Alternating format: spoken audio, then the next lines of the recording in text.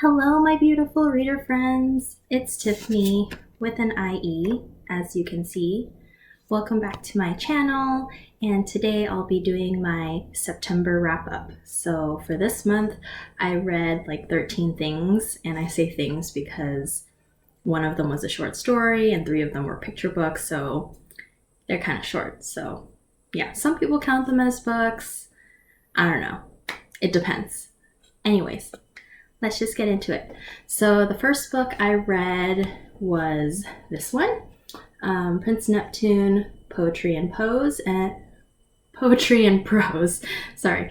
And this is by Cody Simpson, the singer, the Australian singer. Yeah, I've been a fan of his for a long time. I like a lot of the boy bands and younger male singers, but also, yeah. Anyways, this is not about my music tastes. So I didn't even know that he was writing a book until, yeah, I saw it somewhere on YouTube that it was being promoted, and then I watched the trailer for it. I just thought that, oh, this was the name of like a new album that he had out, because he's kind of not really been in the music scene as much recently. He kind of made a comeback. Yeah, so found out this was a book, ordered it. It is fantastic, and yeah, just like some of these poems are really good. Let me find this. There was this really good one that I liked. Well, there were a lot of really good ones, but yeah, hold on. Let me find it. Oh, so there's this one that says, "Don't fall for her flowers, but for her roots," which, yeah, so great. But yeah, super awesome, 5 stars. I actually, for all these things I read this month, I give them all 5 stars because they were all equally incredible. And yeah, so the next book I read was Love That Dog by Sharon Creech. This is a middle grade novel in verse. It has big font and lots of white space, and the font is in blue. Yeah, so this one has a companion, or it has a sequel called Hate That Cat, and it's red, and I was like, I don't know if I'm going to read that because the title just sounds off-putting. But Sharon Creech is a really popular middle grade author. She won the Newbery, I think, or Newbery Honor for Walk Two Moons, and this is my first book by her. But I figured since it's short and I found it at Book Off, so yeah, I read it. It was good, 5 stars. And next I read Cookie Monster's book. Of course, I love Cookie Monster, so this was super amazing. 5 stars as well. Yeah, and then the next book I read was Lupe Wong Won't Dance by Donna Barba Higuera. I talk more about this in my spoiler-free review video that I posted because I was part of the blog tour for this. And yeah, so if you want to hear more about my thoughts on this book, then go check out that review. And sorry if I'm going kind of fast. I'm trying not to have my videos be super long, and I have a lot of books to get through.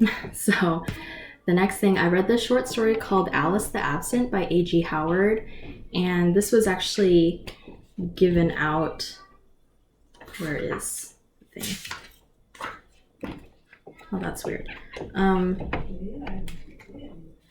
This was given out at the signing. There was a page. Is it missing a page? No, I remember there was a page that said, like, it said the numbered copy that this was, because it was given out at the signing that at Mysterious Galaxy that she was here for last year in January, and I wasn't able to attend because I was in Vermont for school, so I was really sad. But I left all my books with the store, and they got my book signed by her, but I didn't get to actually meet her, which I was really bummed about. So I borrowed this from my friend who attended the signing. and it was really good. It's about one of the characters, Morpheus. It's about kind of like his origin, and it's just, the writing is so beautiful, and yeah, her prose is gorgeous. So this is from the Splintered series, which I've only read this one, which is the first one. And it's like a dark retelling of Alice in Wonderland, where the main character, Alyssa, is the great-great-granddaughter of Alice, I think, and it's been years. And there's this like curse where Alice and then her mother, Allison, they eventually descend into madness and are placed in a psychiatric hospital.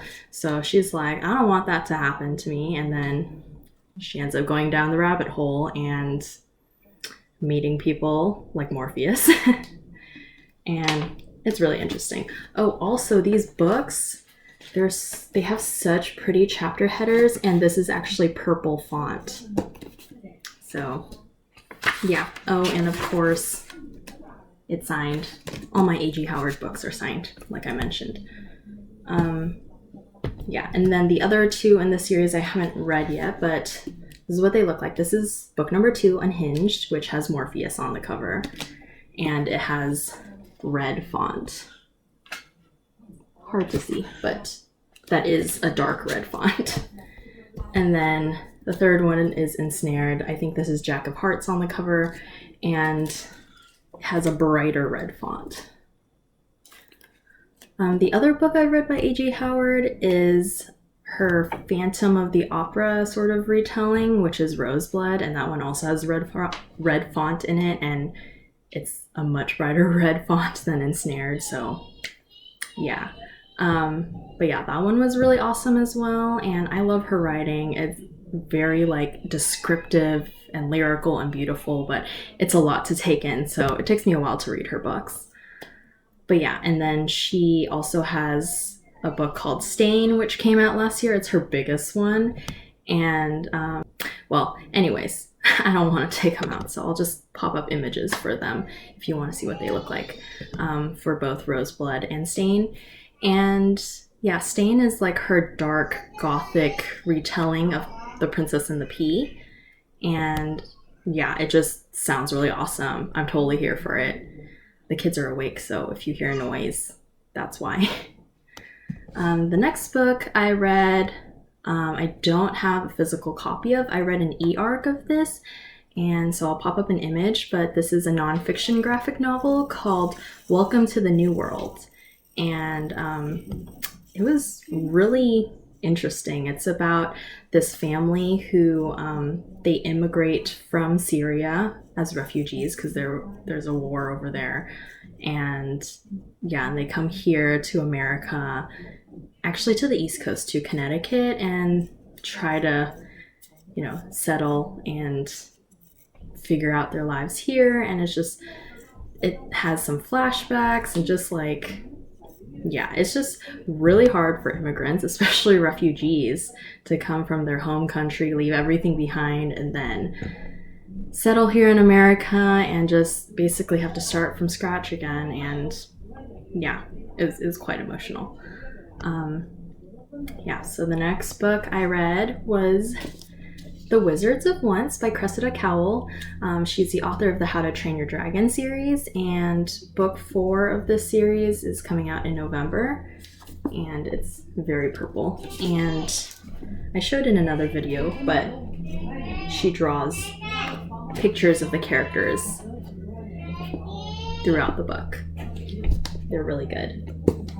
So this book, I wasn't sure how to feel about this at first, because at the beginning, the main boy character was really like arrogant and annoying, and I was just like, he's nothing like Hiccup, because Hiccup is like the reluctant hero, the underdog, and who tries to like not draw attention to himself. But Czar in here was just like, I'm gonna be like the boy of destiny, and I'm gonna capture a witch and harness her powers for myself. And just like, it was pretty crazy. And then Wish was just really cool, and she has an eye patch, and you find out later why. That's a spoiler, I can't talk about it.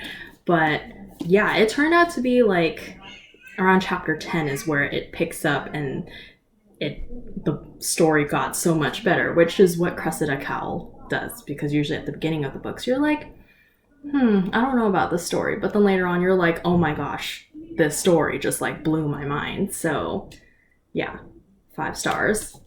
Amazing. I will definitely be reading the sequels.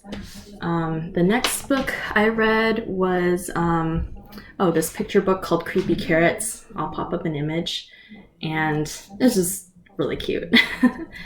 And then after that, I read Jesmyn Ward's Navigate Your Stars. This is really short. It's filled with pictures along with the text, and it's just like a speech, like a graduation speech she gave at Tulane University one year, and she talks about like her upbringing and stuff. It's really inspirational for writers, and yeah, I loved it. It's so great.